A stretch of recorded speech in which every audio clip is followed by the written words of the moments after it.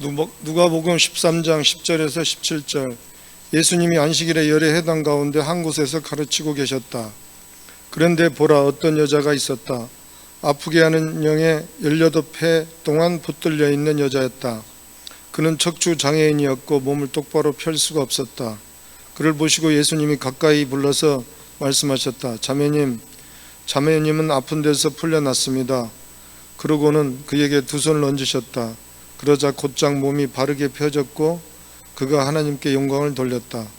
그런데 해당 지도자는 몹시 화를 냈다. 안식일에 예수님이 그 여자를 고쳐주시기 때문이다. 해당 지도자가 무리에게 말했다. 일하도록 정해놓은 날이 6일이나 있습니다. 그러니 그동안에 와서 고침받으세요. 안식일 날에는 그렇게 하지 마세요. 주님이 해당 지도자의 말을 받아 말씀하셨다. 겉다르고 속다른 당신들, 안식일에 당신들도 저마다 자기 소나 나귀를 외양간에서 풀어주고 끌고 가서 물을 마시게 하지 않소. 이 여자는 아브라함의 딸인데 사탄이 묶어두었소. 무려 18해 동안이나 말이요. 그런데 안식일 날에는 이렇게 묶인 데서 풀려나서는 안 된단 말이요. 예수님이 이런 말씀을 하시자 예수님께 맞서던 사람들은 모두 몹시 창피해졌다. 그리고 모든 무리는 예수님이 하신 모든 영광스러운 일로 기뻐했다.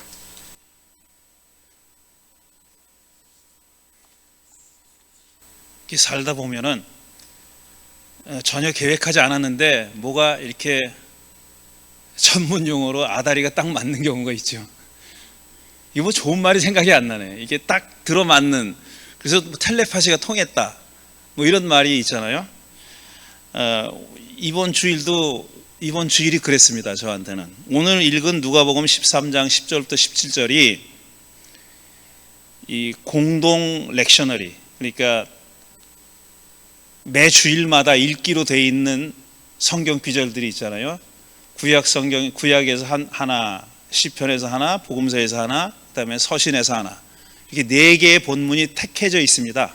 그거를 저명한 학자들이 택해 놓고 그 본문으로 설교하게 그렇게 돼 있는 거예요. 오늘 이 누가복음 13장은 그렇게 정해진 겁니다. 제가 정한 게 아니라. 그런데 이건 뭐 경과를 이렇게 얘기해야 되는지 모르겠어요. 너무 딱 맞아가지고 내가 너무 기가 막혀가지고 말씀드리는 거예요. 제가 이 오늘 강론의 내용을 얘기하려고 딱 생각을 해놨는데 이게 본문이 안 떠오르는 거예요. 보통은 본문을 하고 거기에 대해서 강론을 하는데 저도 그렇게 합니다. 그런데 거꾸로 한번 해보려고 생각했거든요. 이 말하려고 하는 내용은 정해져 있어요. 내가 생각을 해놨어. 근데 적당한 본문이 없는 거예요. 그런데 늘 한번 이 오늘 읽게 돼 있는 본문이 뭔가, 시편은 뭐고 구약은 뭐고 복음서는 뭐, 이렇게 찾아봤는데 이게 딱 나오는 거예요. 그 읽어보니까 어머나, 아니 이렇게 맞을 수가 있어? 이렇게 맞을 수가 있어? 깜짝 놀랐습니다. 이거를 이제 좋은 말로는 성령께서 인도하셨다, 이렇게 얘기하는데 저는 이상하게 이게 딱 맞았어요. 성령께서 인도하신 거라고 저는 믿습니다. 마저도 이렇게 맞을 수가 있나 싶어요. 내가 얘기하려고 하는 영화 얘기하고도 너무 맞아. 이런 세상에 이런 세상에. 그 얘기하기 전에 먼저 종교가 뭐냐, 종교 뭐 여러 가지 방법으로 정의하는데 어떤 유명한 사람이 또 이런 멋진 정의를 내렸더라고요. 종교란 뭐냐, 불가능성에의 열망이다. 불가능성에의 열망이다. 좀 풀이어서 얘기하면 불가능한 것을 바라는 거다, 이런 얘기잖아요. 불가능한 것을 불가능하다고 해서 포기하지 않고, 불가능하지만 아니면 불가능하기에 그걸 열망하는 거다. 그게 종교다 라고 정의를 한 사람이 있더라고요. 그렇습니다. 종교를 갖고 있는 사람은, 종교를 추구하는 사람은, 종교의 가치를 추구하는 사람은 그거 뭐 굳이 종교라는 것에 기대지 않더라도 이룰 수 있는 것을 이루기 위해서, 예를 들면 부자가 되는 것, 권력을 가지는 것, 출세하는 것, 이런 거, 굳이 그건 종교의 힘을 빌리지 않더라도 열심히 하면 되게 돼 있고, 열심히 해서 안 되는 사람은 안 되게 돼 있는 거예요. 그냥 그런 거예요. 그건 사람이 얻을 수 있는 거예요. 추구하면 가질 수 있는 거예요. 근데 종교가 열망하는 건 뭐냐면은 불가능한 거다 이거예요. 아무리 내가 노력을 해도 안 될 줄 알면서 추구하는 겁니다. 안 되는 줄 알면서, 거기 닿을 수 없고 도달할 수 없다는 것을 알면서 추구하는 거죠. 바울도 십자가에 대해서 그렇게 얘기했죠. 내가 뭘 얻었다고 하는 게 아니다. 그리고 앞으로도 못 얻을 거다 아마. 하지만 나는 그리로 간다. 이렇게 얘기했잖아요. 이렇게 불가능한 것을 열망하는 사람들 가운데서는 자기가 열망하고 추구하면 반드시 이루어질 거다라고 믿는 사람도 있을 수 있어요. 그런 사람도 있을 수 있습니다. 뭐 사람 여러 종류니까. 근데 또 이런 사람도 있을 수 있죠. 내가 아무리 열망해도 추구해도 결코 얻을 수 없다고 생각하는 사람도 있어요. 하지만 그걸 포기하지 않아요. 계속 추구하는 겁니다. 그런 사람도 있고, 또 이런 사람도 있을 수 있죠. 내가 이렇게 열망하고 추구하다 보면은 저 위에 계신 어떤 분이 기특하게 여겨서 도와주실 거야. 이런 사람도 있을 수 있어요. 저는 이 세 가지 종류의 사람들이 다 옳다고 생각합니다. 다 좋다고 생각해요. 어떤 생각을 하든지 간에 그게 내가 추구하면 얻을 수 있을 거야 라고 믿든, 아무리 해도 안 될 거야 라고 생각하든, 아니면 누군가 도와주겠지 하고 도움을 기대하든, 어쨌든 그 사람들이 추구하는 거는 뭐냐 하면 불가능한 거예요. 절대로 이룰 수 없는 겁니다. 그럼 왜 인간은 이렇게 종교를 통해서 불가능한 것을 추구하느냐? 왜 추구하느냐? 그게 이루어지지 않을 줄 알지만 그게 있어야 된다고 믿기 때문에 하는 겁니다. 그게 반드시 있어야 된다고 믿기 때문에, 그만한 가치이기 때문에 그걸 추구하는 거예요. 안 될 수도 있고 안 될 수밖에 없다고 생각해도 그걸 추구하는 이유는 그만한 가치가 있기 때문에 추구하는 거죠. 근데 그것만 가지고는 추구하지 않아요. 또 하나가 덧붙여져야 되는데, 왜 그걸 추구하냐면은 그 내가 불가능하다고 믿는, 하지만 내가 열망하고 있는 그 가치와 비슷한 거를 성취하는 경험이 있기 때문에 하는 겁니다. 내가 어떤 가치를 추구하는데 평생을 추구했는데 그 비슷한 거를 한 번도 경험하지 못했다. 그럼 포기합니다, 사람이. 그렇게 추구하면 그건 바보예요. 멍청이에요. 머리가 나빠서 그렇게 하는 거예요. 근데 대부분의 사람들은, 상식 있는 사람들은 왜 그걸 포기하지 않느냐, 그 가치 추구하기를 포기하지 않느냐 하면은 그와 유사한 것을 경험하기 때문에 그렇습니다. 근데 그걸 경험하고도 너무 기쁘죠.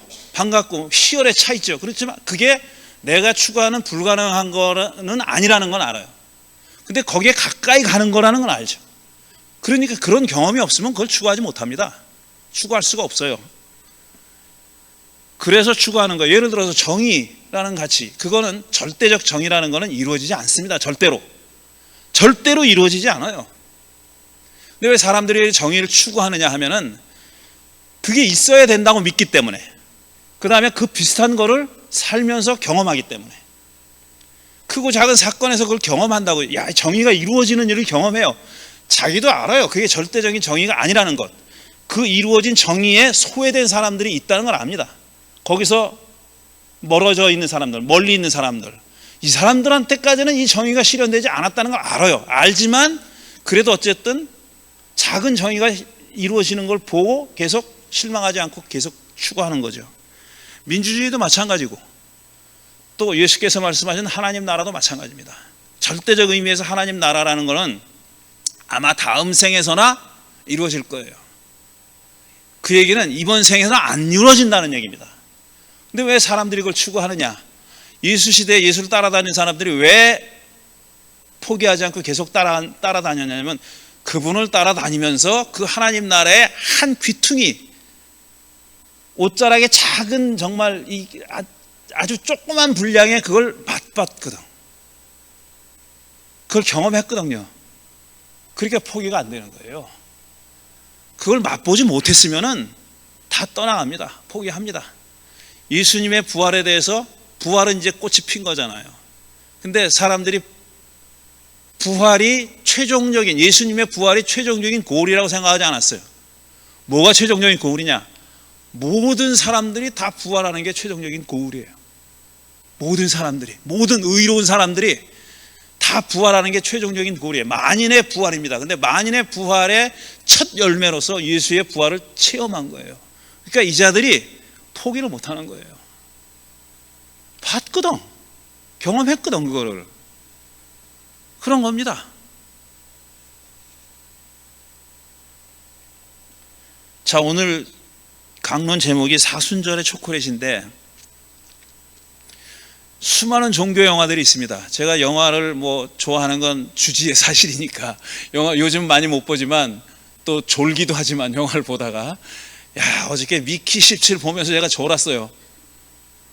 좋은 게 아니라 잤어요. 중간 스토리를 모르겠어, 도무지. 다 끝나고 한마디씩 하시는데 저는 뭐 할 말이 없어.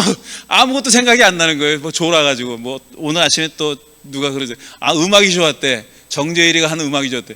음악? 내가 뭘 들은 기억이 없어. 아무것도. 그렇게 아까 기도 제목 얘기할 때 말하려다가 말았는데 제가 온몸에 두드러기가 났어요, 지금. 이제 이유를 모르겠어, 도무지. 두드러기 날 이유가 없어요. 뭘 잘못 먹어도 아니고, 뭐 아토피가 있긴 있었지만 이렇게 온몸에 두드러기 난 처음이에요. 야, 이건 진짜, 그래서 이게 탄핵 선고가 내려져야 날래나 이런 생각. 이 스트레스성인가 보다. 이유를 암만 찾으려도 없어요. 음식도 다 좋은 거 먹었고 이상한 거 안 먹었고 같이 먹은 사람 다 멀쩡하고. 그런데 저만 그래요, 저만. 아, 영화 얘기하다가 그 영화, 그렇게 종교 영화도 많이 봤는데 저는 사순절 하면 제일 먼저 생각나는 영화가 초콜릿이라는 영화입니다. 이거예요.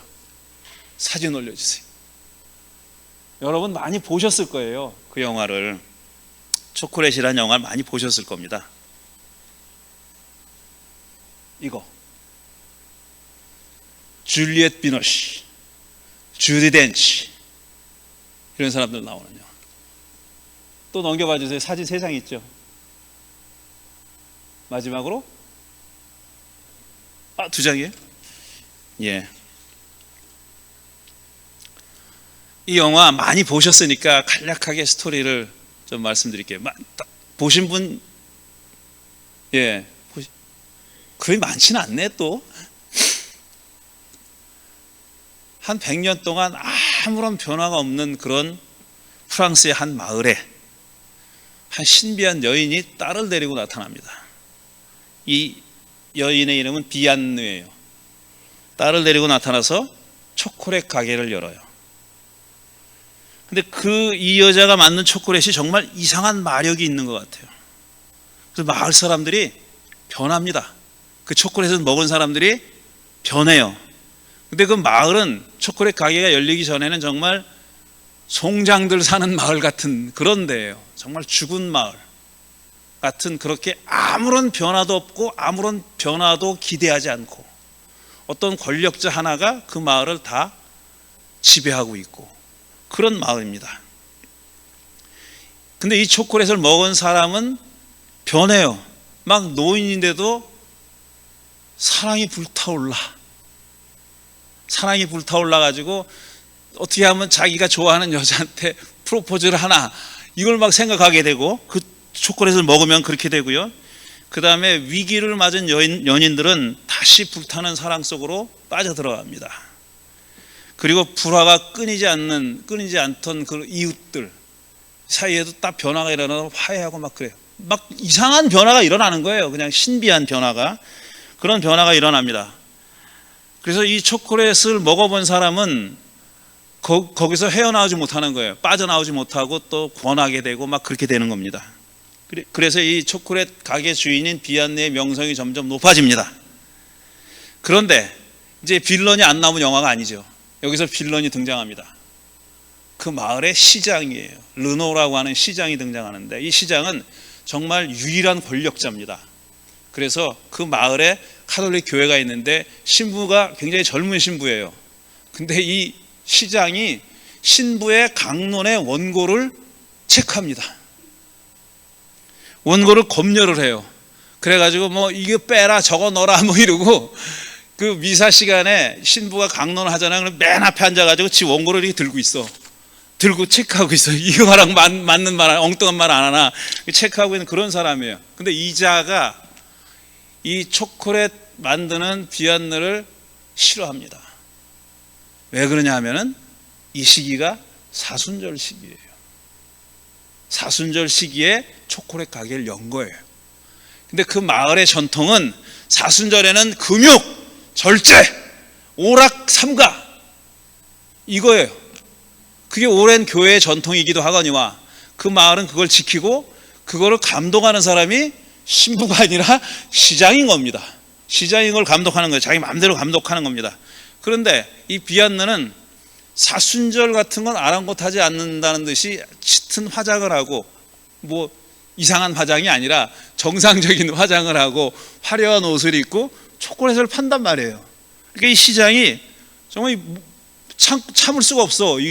그래가지고 당신은 부활절 전에 내가 반드시 쫓아낸다, 이렇게 선언을 합니다. 그런 이야기예요.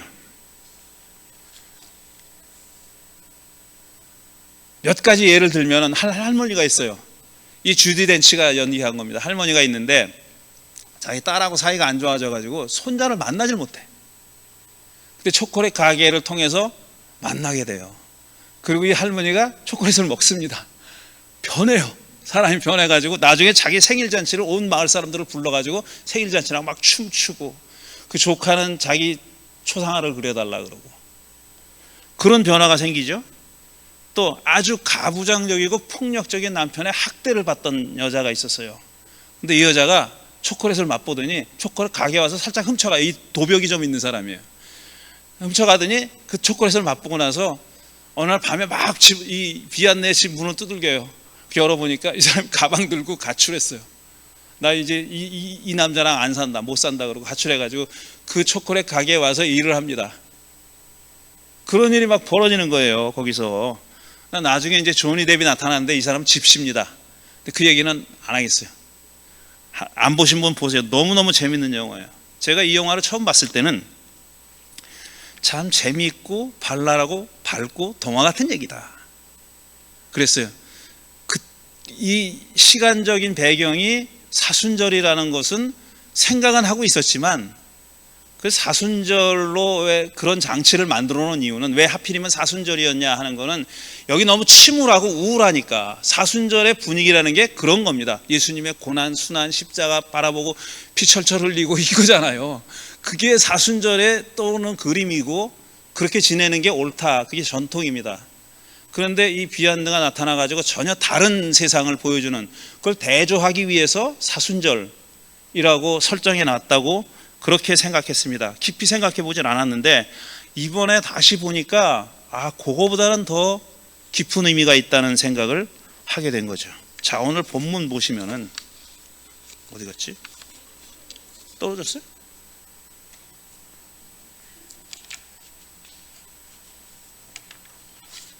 이게 다 두드러기 때문입니다. 그 두드러기의 원인은 그자 때문이고. 자, 이거 보면은 이 이야기를 보세요. 안식일에 척추장애자라 그랬는데 옛날에는 허리 굽은 사람이라고 옛날 번역에는 18년 동안이나 척추장애자로 살았다는 거예요. 근데 예수님이 그 사람을 보고 치료해 줬어, 고쳐줬어요. 그러니까 회당 지도자가 화가 나가지고 뭐라고 얘기하냐면, 안식일에는 그렇게 하지 말라고, 일하도록 정해놓은 6일이 있으니 그때 와서 고치라고, 안식일 날에는 그렇게 하지 마세요, 그런 거예요. 이 번역에 그렇게 써 있어요. 안식일 날에는 그렇게 하지 마세요. 시장은 사순절에는 초콜릿 팔지 말아라, 그렇게 얘기한 거잖아요. 근데 시장이 생각하지 않은 거는, 이 회당장이 생각하지 않은 거는 똑같아요. 이 여인이 18년 동안 척추장애라고 고생한 거는 생각 안 해. 만성질환자잖아요, 이 사람이. 만성질환자입니다. 이날 안 고치면 죽는 게 아니에요. 예수님이 고쳐준 사람들은 대부분 만성질환자예요. 안식일에 고쳐준 사람들은. 그러니까 마치 예수님이 시비를 유발하려고 그렇게 했던 것처럼 보일 정도예요. 그 다음날 고쳐도 되는 사람이에요. 그런데 꼭 예수님은 그날 고쳐요. 그래가지고 시비거리를 만들어. 왜 굳이 안식일에 그렇게 하냐고 덤비는 사람을 만들어 놓은 것처럼 그렇게 해요. 이 회당장이 하는 말이 그거예요. 아니 18년 동안이나 알았는데 하루쯤 더 앓는다고 뭐가 달라지는데 이거잖아요. 자기 생각이야. 이거는 자기 생각. 회당장의 생각이지 이 18년 동안 고생한 사람의 입장은 아닌 겁니다. 그 사람은 1시간이나 한 1분이라도 더 빨리 나으면 그게 축복이잖아요.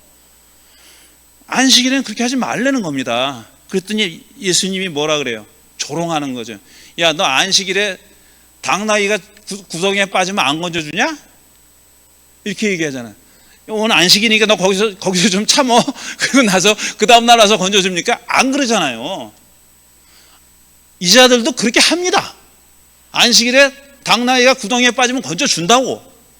근데 사람이 18년 동안 그 고생하는 사람을 안식일이라고 해서 내일 고쳐줄게? 이거는 완전히 태도가 다른 거죠. 그러니까 완전히 태도가 다른 거죠. 그래서 제가 너무나도 잘 맞는다고 얘기한 거예요. 이 얘기하고 제가 하려고 했던 얘기랑 너무 잘 맞는다고 생각한 겁니다.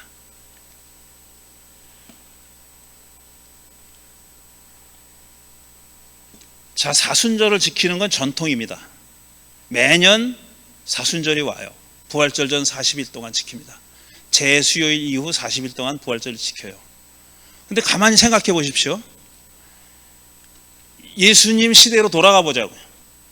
예수님이 고난을 그야말로 사순절 기간을 지나는 동안, 그리고 마지막에 특히 고난 주간을 지나는 동안에 예수님이 엄청난 고난을 당하셨어요. 제자들은 다 뿔뿔이 흩어지고 도망가고 그랬잖아요. 그때 그러고 나서 예수님이 체포되고 십자가에 달려서 죽었어요. 그때까지가 사순절입니다. 성금요일까지가. 근데 그때 당시의 제자들은 그 다음에 일어날 일이 무슨 일인지 몰랐습니다. 예수님이 여러 번 부활할 거야, 나 부활할 거야 라고 말씀하셨다고 하지만 그걸 귀 기울여 들은 자 한 사람도 없었어요. 그냥 흘려 들은 겁니다. 그런 일이 무슨 메타포겠지 이렇게 생각했을지도 몰라. 메타포라는 말은 몰랐겠지만 예수님이 어떻게 살아나기는 그 전혀 기대하지 않았단 말이에요. 기대하지 않았는데 그 일이 벌어졌어요. 그래서 부활하신 예수님을 만났습니다. 제자들이. 그리고 나서 예수님의 순환 이야기를 회고해가지고 쓴 거예요. 그게 우리가 가지고 있는 복음서예요. 그러니까 우리가 가지고 있는 복음서도 부활을 경험한 사람이 쓴 겁니다. 전통이라는 게 뭐냐 하면은 그 시대에만 그 의미가 한정되지 않고 그 이후에도 계속 의미가 있으리라고 여겨지는 사건을 기억하고 기념하는 게 전통이죠. 그게 전통이에요. 그냥 당대에만 의미가 있는 암만 큰 사건이라도 후대에는 별로 의미가 없는 사건은 기억되거나 기념되지 않습니다. 작은 일이라도, 작은 일처럼 보이는 일이라도 후대 사람들에게 영향을 미칠 만한 일들이 기억되는 거예요. 그래서 기억되고 기념되면서 그게 전통이 되는 겁니다. 근데 전통을 가지고 있는 사람들의 큰 함정이 뭐냐 하면은 그 전통을 고정시키는 거예요. 말씀드렸지만 그 이후의 세대에 사는 사람들은 자기의 삶의 자리가, 삶의 정황이 그 전통이 만들어진 사건이 벌어졌을 때랑 다릅니다. 무슨 말씀인지 잘 알겠죠? 100년 후에 그리스도인의 삶의 자리는 예수님이 죽고 십자가에 달리고 부활하셨을 때랑 달라요. 1000년, 2000년에 당연히 달라요. 그러니까 우리가 전통을 물려받으면서 해야 될 일은 뭐냐면은 우리 상황에 맞게 그걸 재해석할 수 있어야 돼요. 그게 살려내는 길입니다. 전통을 있는 그대로 받아들이는 거는 그건 전통을 죽이는 거예요. 그 전통이 안 되게 만드는 방법이에요. 회당장이 한 일은 안식일에 관한 전통을 사수하는 거예요. 안식일은 하면 안 돼. 이런 건 하면 안 돼. 저런 건 하면 안 돼. 이런 아주 완전히 굳어버린 전통을 가지고 있는데 예수님이 그걸 깨버린 거라고요. 안식일 전통이 왜 있어? 라고 물어보는 거예요. 안식일 전통이 뭐 때문에 있어? 무엇을 위해서 있는 건가? 이런 병자들을 위해서 있는 거다. 이런 병자들이 해방되는 것을 기념하는 날이고 기억하는 날이고 그런 사건이 이루어져야 하는 날이다 라는 겁니다. 새롭게 해석하신 거예요. 저는 영화도 그렇게 보는 겁니다. 왜냐하면 우리는 그 사건을 재현할 수가 없어요. 예수님의 우리가 가서 십자가 달려 죽을 겁니까? 아니면 자기를 학대할 겁니까? 아니잖아요. 예수님이 그렇게 하신 이유는 뭐냐면은 살리기 위해서 하신 거예요. 살리기 위해서. 사람들을 살리기 위해서 고난 당하신 거라고요. 그게 목적입니다. 예수님 무슨 마sochist를 해서 내가 고난을 당할수록 나는 의로워지는 거야 이래서 한 거 아니에요. 뭔가 목적이 있는데 그 목적을 이루기 위해서는 어쩔 수 없이 그 일을 당하신 거라고요. 목적은 다른 겁니다. 목적은 결국은 부활이고 사람들이 사는 거예요. 그러니까 이 영화가 보여주는 것은 그런 일들이 지금 마을에서 일어나고 있는 거예요. 그런 일들이 초콜릿 하나로 벌어지고 있는 겁니다. 그걸 우화적으로 표현한 거죠. 그래서 저는 이 사순절에 우리가 염두에 둬야, 마음에 간직해야 될 것은 부활이고, 이 사순절의 의미가 있는 이유는 살리는 일이다 라는 거예요. 살리는 일이다. 내가 무슨 어떤 금식하고 다 좋아요. 사순절이니까 금식한다, 고난주간이니까 금식한다, 다 좋습니다. 그런데 그걸 왜 하느냐? 왜 하느냐? 오랫동안 교회는 사순절에 뭐 먹고 마시는 거 삼가하고 다 그랬어요. 그래서 사순절 시작되기 전 한 주일을 사육제라 그래가지고 진탕 먹고 마시고 막 광란하잖아요. 카니발이라 해가지고 막 그러잖아요. 그거는 한 주간 지금 진탕 먹고 그 다음 주부터 굶어야 되니까 진탕 먹은 거야. 이해는 할 수 있는 전통이지만 그거는 올바른 전통은 아닌 거죠. 올바른 전통은 아닌 거예요. 목적이 뭐냐? 먹고 마시기 위해서 하는 게 아니에요. 나중에 먹고 마시기 위해서 지금 굶는 게 아니라 살리기 위해서 지금 고통받는 거예요. 근데 그 살리는 일을 예수님은 먼저 하신 거고, 영화도 그걸 먼저 보여준 거고, 그런 겁니다. 그러니까 사순절을 지킬 때 사순절 너머를 바라보는 시야가 반드시 필요하다. 사순절 너머를 바라보며 지금 사순절을 지내는 게 필요하다라는 겁니다. 아무 일도 안 하면 아무 일도 벌어지지 않습니다. 이게 전통을 계승하는 그런 길이라고 저는 믿습니다. 드린 말씀 생각하며 잠시 되새기는 시간, 묵상하는 시간 갖겠습니다.